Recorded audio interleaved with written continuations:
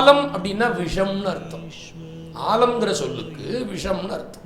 ஏன் அப்படி ஒரு பேரு அப்படின்னா, எதை எது நீக்குமோ அதுக்கு அதே பேரு. துர்வாசர்னு ஒரு ரிஷி. துர்வாசம் அப்படின்னா கெடுவாசனைன்னு அர்த்தம்.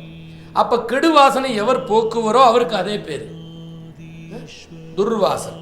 அத போல ஆலம்ங்கிற விஷத்தை எது போக்குமோ அதுக்கு ஆலமரம்னே பேரு. ஆலம்ங்கிற விஷத்தை யார் போக்கினா? சிவருமன் போக்கினார். அதுக்கு ஆலாசியநாதர்னு பேரு. மதுரையில் இருக்கார்.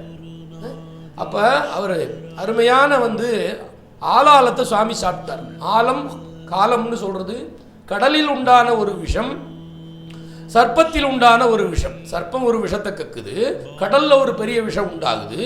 இரண்டு விஷமும் சேர்ந்தது ஆல காலம்னு சொல்றது, ஆலாலம்னு சொல்றது. இது சுந்தரர் உருட்டி திரட்டி சாமிகிட்ட கொண்டு கொடுத்தார். சுவாமி அப்படி சாப்பிட்றாரு.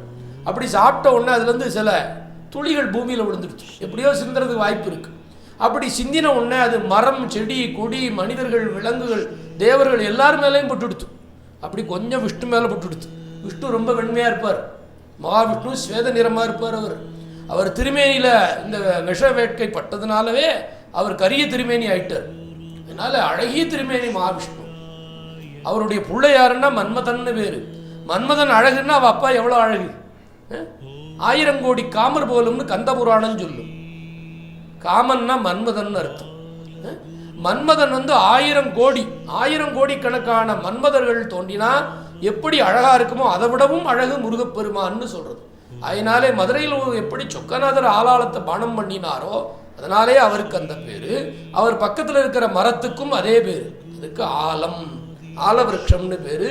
நம்முடைய அறியாமை என்கிற விஷத்தை எது போக்குமோ அதுக்கு ஆலமரம்னு பேரு. For more information, watch the full video, link in description.